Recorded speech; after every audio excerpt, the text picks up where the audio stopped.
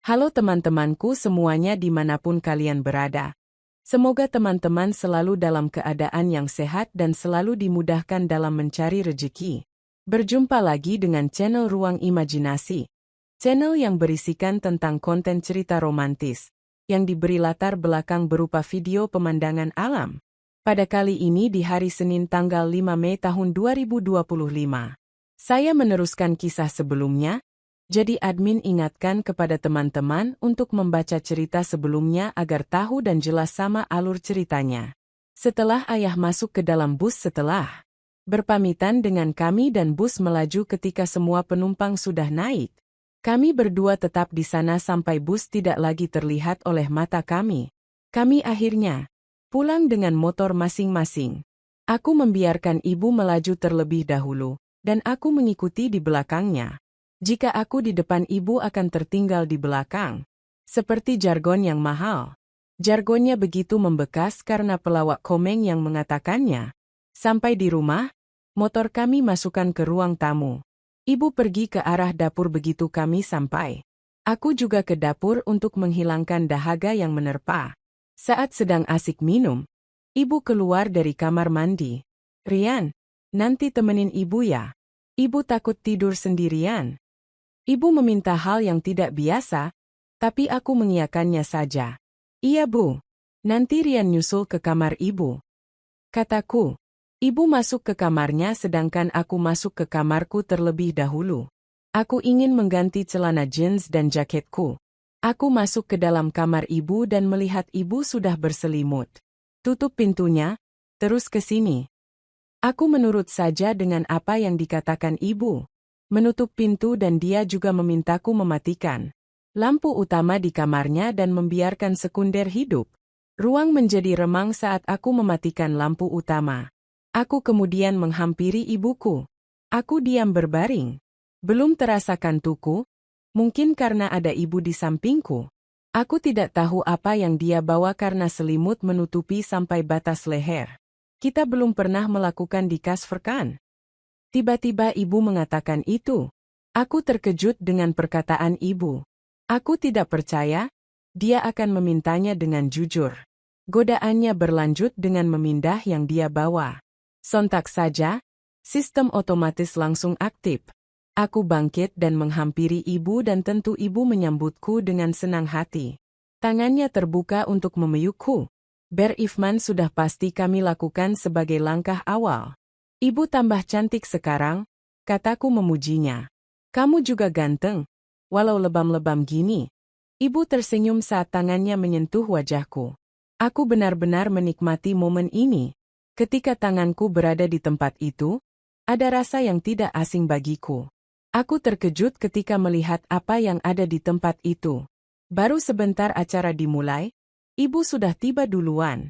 Tapi aku sama sekali tidak berhenti.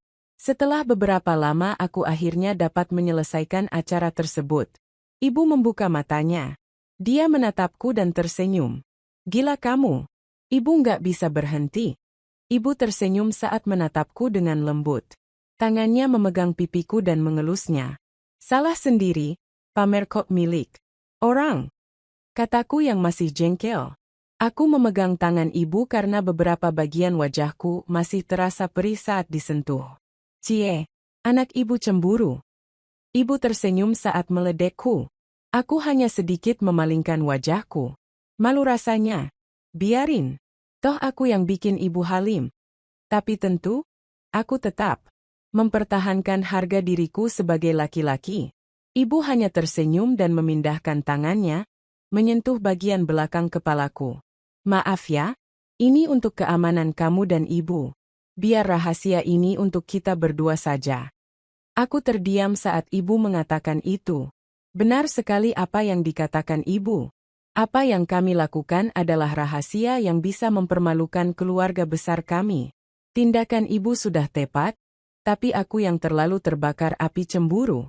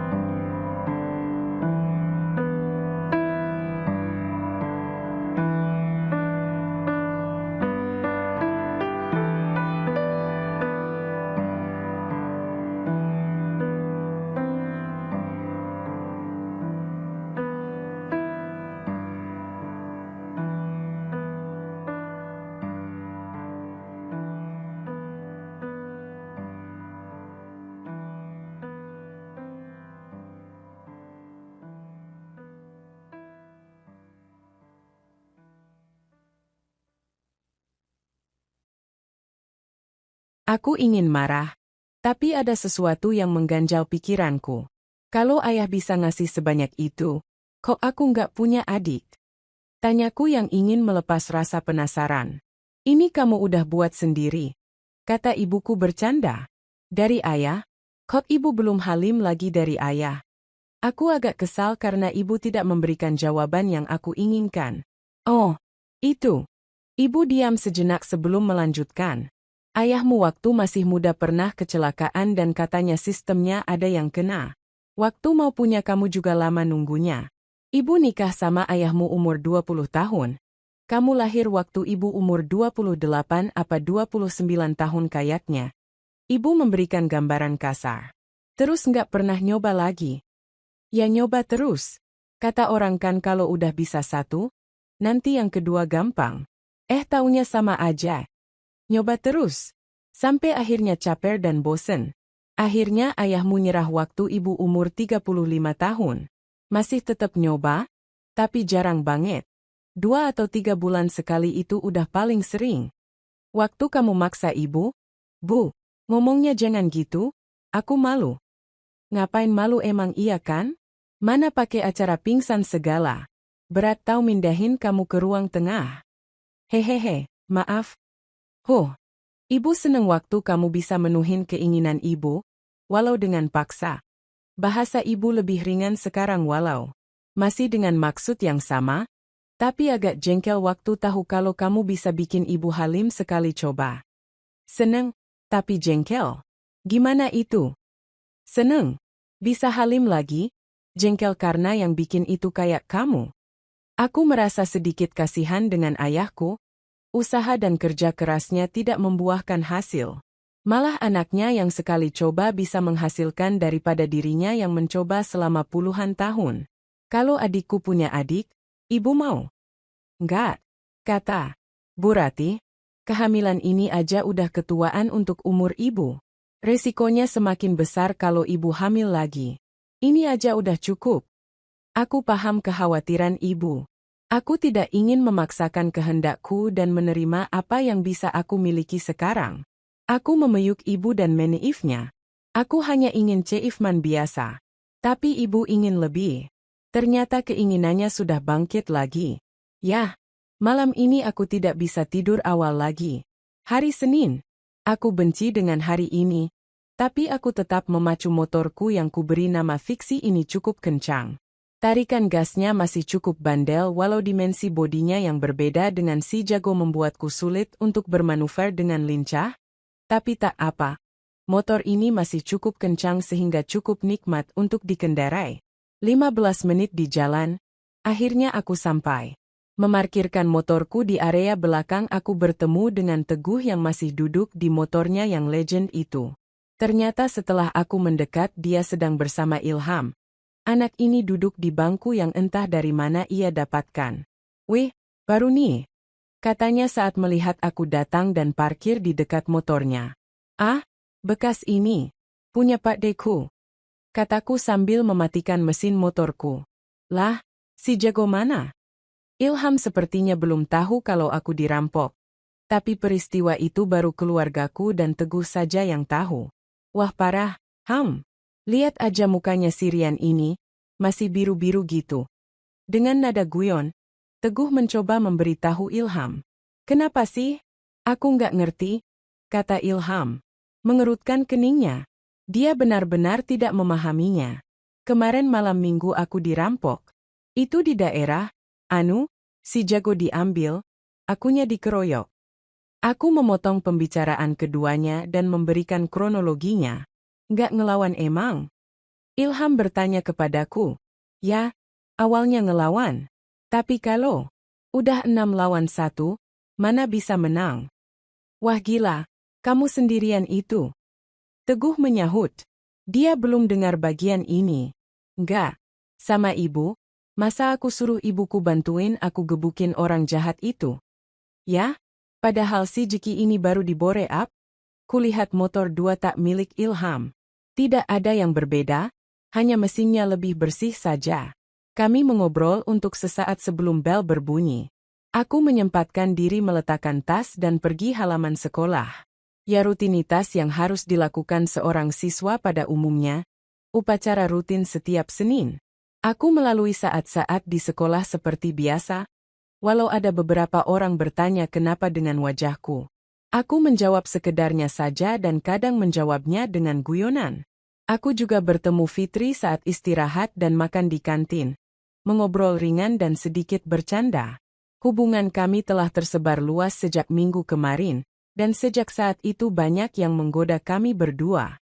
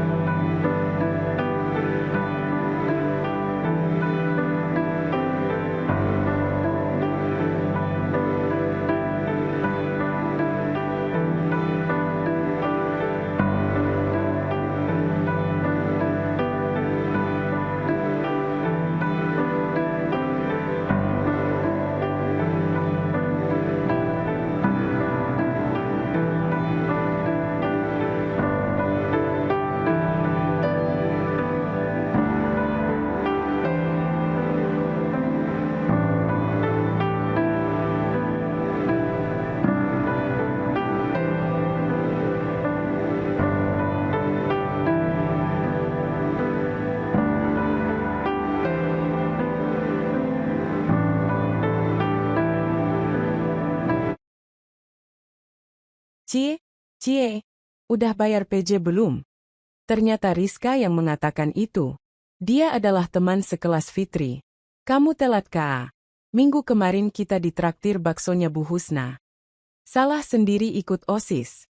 Aku dan Fitri hanya tersenyum saat kami tidak perlu menjelaskan apapun kepada Rizka. Berbicara tentang hal-hal sepele yang kami lalui dan bercanda.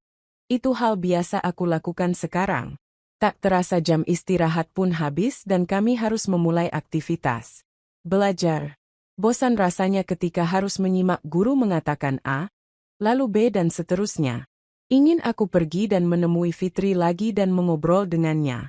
Aku terus hanyut dalam benak yang memabukkan sampai. Tuk! Sebuah benda menghantam kepalaku. Rian, kalau kamu nggak mau ikut pelajaran saya, kamu bisa keluar. Kata Pak Rustam pelaku pelemparan sekaligus guru matematika. Seisi kelas terdiam, aku pun diam. Karena tak ada jawaban dariku, Pak Rustam yang sepertinya sudah malas untuk kembali menerangkan. Dia memberikan soal latihan. Sial, suasana hatiku menjadi buruk sekarang. Bel berbunyi istirahat kedua terdengar. Bertepatan dengan adzan zuhur. Aku putuskan untuk pergi ke masjid yang ada di pojok sekolah. Masjid yang dibangun di area sekolah, tapi diperuntukkan sebagai masjid umum. Marbotnya pun dari orang sekitar sekolah. Aku mencoba sekhusyuk mungkin menjalankan sholat ini dan sangat menghayati. Mengucapkan salam, berzikir dan berdoa. Mengamini setiap kalimat yang dilantunkan oleh imam. Dan aku bersyukur hati ini cukup tenang sekarang. Sayangnya, ketenangan hatiku itu tak bertahan lama. Aku melihat Ilham menghampiriku ketika aku ingin ke kantin. Dia terlihat tergesa-gesa. Bro, kamu harus ikut aku sekarang. Kata Ilham yang nafasnya masih tersengal-sengal. Oh, kemana? Aku yang bingung melihat Ilham yang seperti habis dikejar setan. Udah ikut aja. Keburu bubar. Ilham menyeretku entah kemana. Ilham menarik tanganku dan membawaku ke parkiran belakang. Tapi dia tidak berhenti di sini. Dekat parkiran belakang ada WC lama siswa dan bekas mushola yang sekarang menjadi lab kimia. Tuh lihat, di tempat wudhu. Ilham menunjuk tempat wudhu itu. Baik teman-teman, mungkin cukup sampai di sini dulu untuk cuplikan cerita yang bisa saya berikan. Kalau ada salah penulisan maupun perkataan, saya minta maaf yang sebesar-besarnya. Semoga teman-teman dapat terhibur dengan cerita yang kali ini saya sajikan dan nantikan cerita lainnya, hanya di lain kesempatan. Saya ucapkan selamat beraktivitas dan terima kasih.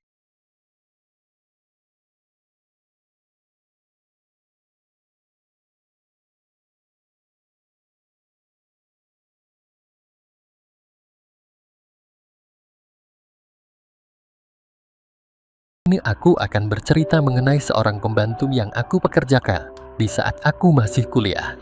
Namanya Bi Ipar. Ia orangnya lumayan cantik dan lumayan padat berisi. Perkenalkan, mamaku Bayu. Aku seorang mahasiswa dan tinggal sendiri. Orang tuaku membelikanku sebuah rumah di komplek yang teduh dan tenang. Untuk membantu beres-beres rumah dan cuci atau gosok pakaian. Aku menerima Bi Ipar dan berumur 40 tahun. Sedangkan usiaku saat itu masih 20 tahun. Bi Ipah orangnya sabar, baik dan ramah. Walau sudah 40 tahun, tapi Bi Ipah masih segar bugar, putih dan bersih. Dia memiliki 3 anak yang semua cewek. Sering kuperhatikan Bi Ipah ini masih sangat menarik untuk dipandang. Dia bukan jangduan, ya dia sudah bersuami. Tapi suaminya sering merantau keluar kota. Karena pekerjaannya sebagai tukang bangunan. Jadi Bi Ipah ini membantu suaminya untuk mencari uang tambahan dan ia rela menjadi ART untuk menyekolahkan ketiga anaknya yang masih sekolah semua. Singkat cerita, sudah 1 bulan ini Bi Ipah ikut dengan menjadi ART dan aku perhatikan ia memang sangat rajin sekali untuk urusan rumah. Rumahku jadi terlihat bersih terus setelah ada Bi Ipah. Rumahku ini hanya terdapat 2 kamar saja. Kamar 1 ada di depan ruang tamu dan kamar 2 berada di belakang dekat dapur. Dan kamar pertama aku tempati, sedangkan kamar kedua ditempati Bi Ipah. 1 bulan pertama belum ada sesuatu yang janggal di antara kami berdua. Namun dengan seiringnya waktu, sesuatu pun perlahan sudah mulai mengganggu pikiranku. Ceritanya sore itu, ketika aku mau menemui Li Ipah sedang mencuci pakaian dengan cara manual. Karena waktu itu aku belum mempunyai mesin cuci, jadi masih manual dikucek pakai tangan. Hendak mau masuk ke kamar mandi, aku sekilas melihat Li Ipah yang sedang duduk menghadap pintu kamar mandi. Ada sekilas sesuatu pemandangan yang terlihat di mataku. Karena Bi Ipah waktu nyuci itu sedang memakai dastuar dan otomatis saat ia duduk, ia tidak sadar bahwa sesuatunya sedikit terbuka.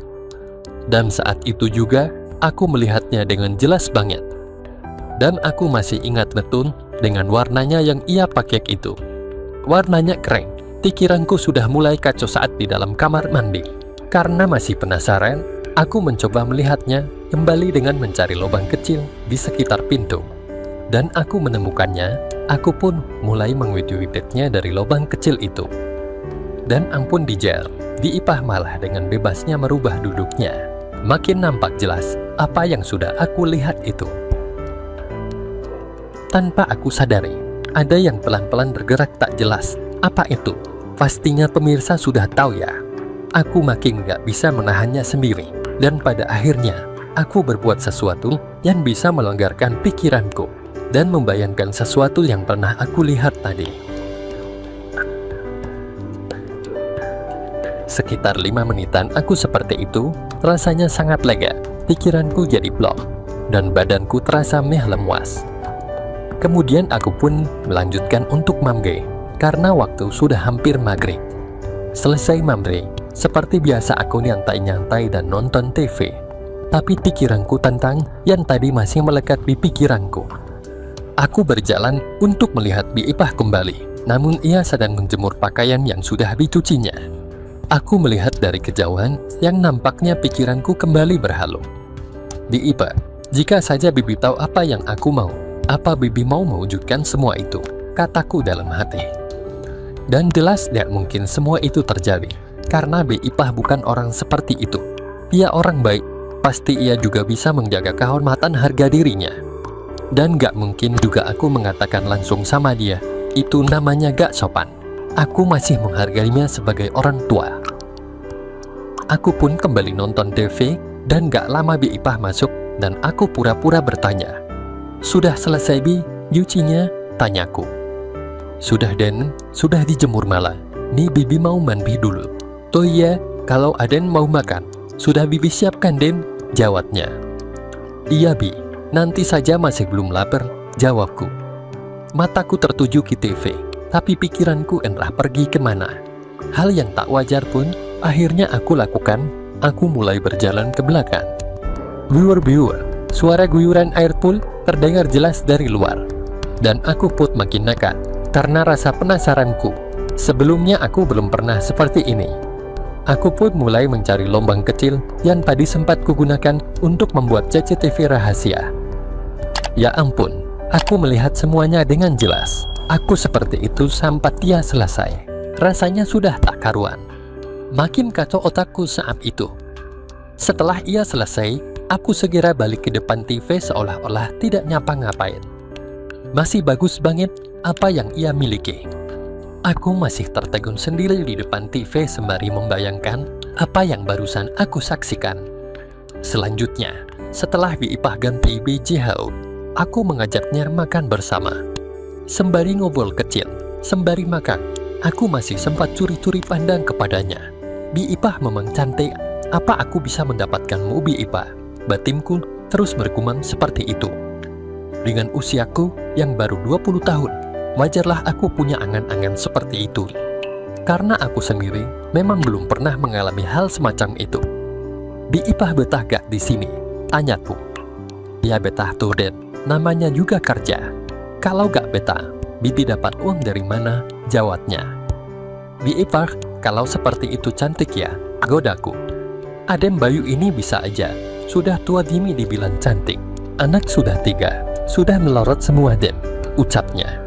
Siapa bilang Bi? Bibi Ipah itu benar-benar masih cantik loh Bi, dan masih singset begitu. Seandainya saja, kalau Bibi masih seumuranku, Udah tak sikat, candaku. Memangnya baju Dem didisikan, ada-ada aja Adem ini, ucapnya. Aku masih belum berani ngobrol terlalu jauh tentang hal itu. Aku takut Bi Ipah malah marah nanti. Selesai makan, aku kembali ke depan TV dan Bi Ipah pun juga ikut. Kita nonton TV sama-sama. Lalu kemudian aku berpura-pura kalau badanku pegal semua. Lalu aku menyuruh Bi Ipah untuk memijitku. Badanku kok pegal semua ya Bi? Bi Ipah bisa pijitin gak? Tanyaku. Ya kalau asal mijit bisa Dan. Tapi kalau gak enak jangan marah lo Din, balasnya. Iya gak apa Bi, yang penting pegal-pegalnya sedikit hilang, jawabku. Ia pun beranjak ke kamarnya untuk mengambil handbody untuk mengurutku. Aden tengkurap aja, suruhnya. Iya Bi, sahutku, dan aku pun segera ambil posisi senyaman mungkin. Bi Ipah mulai memijitku. Ternyata Bibi bisa mijit, enak banget pijitan Bi Ipah, pujiku. Alah biasa aja Dem, hanya mijit gini siapa aja bisa Dem, katanya. Sembari dipijit aku mulai tanya-tanya ke Bi Ipah. Banyak yang aku tanyakan. Bi Ipah gak kangen toh sama suaminya, ditinggal kerja terus gitu, tanyaku. Ya kangen lah Dem, tapi ya gimana, orang lagi kerja cari uang. Kalau kangen dia cuma lewat telepon aja, terangnya. Oh pasti bangga ya bisa jadi suami Bi Ipah, punya bini cantik seperti ini. Pasti Bi Ipah dulu masih mudanya banyak yang ngedeketin dia, kataku. Gak juga like Dem, ya ada 1, 2, 3 yang deketin. Tapi Bibi memilih suamiku ini. Karena dulu waktu masih muda, suamiku orangnya pendiam, tidak suka neko-neko. Dan mereka yang aku tolak. Karena mereka semua suka minum-minuman, makanya Bibi gak mau sama mereka. Mesti mereka kecewa padaku, aku gak peduli. Sampai sekarang pun mereka masih sering godain Bibi. Meski mereka tahu aku sudah bersuami, dan mereka juga sudah beristri, terangnya. Wah, seru dong ceritanya. Seperti di sinetron-sinetron yang dikasih judul Bunga Bisa Cantik Jadi Rebutan, kataku. Bisa-bisa aja si Adem ini sampai lari ke sinetron segala. Balik badan Deng, lanjutnya. Setelah balik badan, tanpa aku sadari ada sesuatu yang menampakkan diri pada diriku. Karena memang kalau di rumah, aku hanya selalu pakai boxer dan sarung. Bi Ipah dengan kaget berkata, Aden kok bisa begitu? Pasti lagi mikirin sesuatu ya? Tanyanya. Aduh Bi maaf Bi. Lalu aku pun segera menutupnya dengan bantal. Sebenarnya memang ada yang aku bayangin Bi, kataku. Hayo lagi mikirin apa sih Den? Kok bisa sampai seperti itu? Tanyanya sepertinya ingin tahu banget. Aku pun mencoba menceritakan kejadian sore tadi. Tanpa malu-malu, aku pun menceritakan semuanya. Agen Bayu ini bikin Bidi malu aja, sahutnya. Ya kan itu semua juga gak sengaja Bi. Dan Bibi juga gak sadarkan kalau itunya santai seperti itu. Dan ASB, aku sudah melihat semuanya. Karena aku masih penasaran dengan apa yang Bi Ipah miliki. Jadi aku nakat sore pagi itu Bi, terangku. Aden ini, terus apa yang Aden pikirkan sekarang? Kok bisa masih connect seperti itu? Tanyanya. Bi Ipah, jawabku singkat. Kok bisa Bibi? Jangan gitulah Den, Bibi kan malu, ucapnya. Gak kok Bi, lagian kan saya gak ngapa-ngapain Bibi. Saya cuma penasaran aja Bi, kataku mencoba meredam suasana. Tapi sebenarnya aku menginginkannya hal itu terjadi di malam itu. Tapi aku masih bisa bertahan. Mungkin sekarang Bi Ipah masih malu, tapi lain kali sudah beda cerita lagi. Aku masih mencoba bersabar menunggu momen yang pas untuk itu semua. Sudah Bi, sudah malam. Bi Ipah pasti capek kan? Bi Ipah istirahat aja dulu, ucapku. Iya Gen, lain kali jangan gitu lagi ya Den. Bibi bener-bener malu loh, katanya. Iya Bi, Bibi tenang saja. Gak usah punya pikiran aneh-aneh tentang saya Bi. Bayu ini bukan orang jahat, ucapku. Ya sudah Bibi, tinggal dulu ya Den. Jangan malam-malam tidurnya. Gak bagus buat kesehatan, ucap Bi Ipah sebelum ia masuk ke kamarnya. Siap Bi Ipah cantik, kataku kemudian setelah ia masuk kamar. Malam itu jam dinding sudah menunjukkan pukul 23, namun mataku belum juga ngantuk. Pikiran masih saja dram yang kemana-mana. Lalu aku beranjak ke belakang untuk demikian. dan bersihin muka. Setelah selesai cuci muka, aku melihat gantungan di kamar mandi. Ada sesuatu barang yang berwarna krem sore tadi yang membuatku ingin melihatnya. Lalu ku ambil barang itu dan aku pun mencoba menghirup aroma yang masih menempel di barang itu yang seharian dipergunakannya. Dan baunya khas banget hingga aromanya meningkatkan imajinasi dalam pikiranku. Lalu ku pakai aja barang itu untuk menyalurkan demikian di tempat itu. Rasanya sangat lega sambil menyebutkan nama yang mempunyai barang itu. Dan tanpa aku sadari, tiba-tiba saja Bi Ipah sudah berdiri di depan pintu ketika aku masih dalam keadaan seperti itu, dengan memegang barang yang ia miliki. Karena memang pintu kamar mandi tidak aku tutup, kukira Bi Ipah sudah terlelap dari tidurnya. Dan Bayu, apa yang Ben Bayu lakukan, itu milik Bibi. Kok Aden buat seperti itu, ucapnya. Seketika mukaku langsung memerah, rasanya malu banget. Tapi, karena sudah terlanjur ketahuan, aku mencoba biasa saja. Maaf Bi, saya sudah gak bisa membendungnya. Pikiranku yang terus, sampai aku gak bisa tidur Bi, kataku. Ia menatapku lalu berkata, apa Den Bayu benar-benar inginkan itu? Bibi jadi gak tega melihat Den Bayu seperti itu. Bibi bisa bantu Den Bayu mendapatkan itu semua, kata Bi Ipah. Bi Ipah serius Bi, tanyaku kaget. Udah Aden keluar dulu, Bibi mau demikian dulu. Iya Bi, silahkan saya tunggu ya Bi, kataku. 5 menit kemudian, apa yang dikatakan Bi Ipah pun terwujud.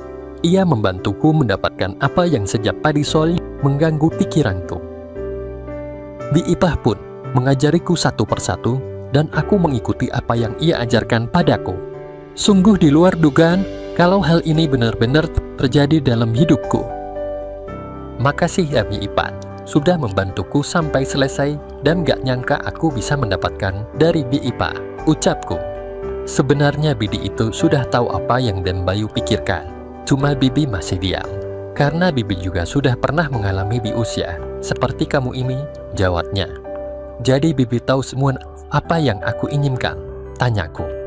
Ya taulah Dek, memang kan awalnya dari penasaran dulu, lalu lama-lama ingin mencobanya. Itulah jiwa-jiwa muda, pasti semua mengalaminya. Dulu Bibi juga gitu kok. Dan juga pernah melakukan sendiri seperti kamu tadi, jelasnya.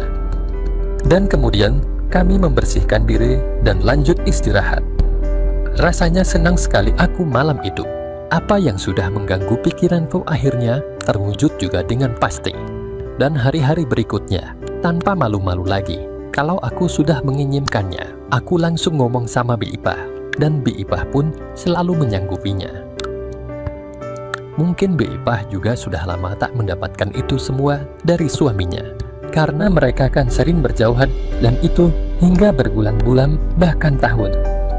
Begitulah awal mula terjadinya itu semua antara aku dan Bi Ipah. Kejadian romantis itu terjalin sampai aku tamat kuliah. Dan setelah itu Bi Ipah juga memutuskan pulang ke kampungnya.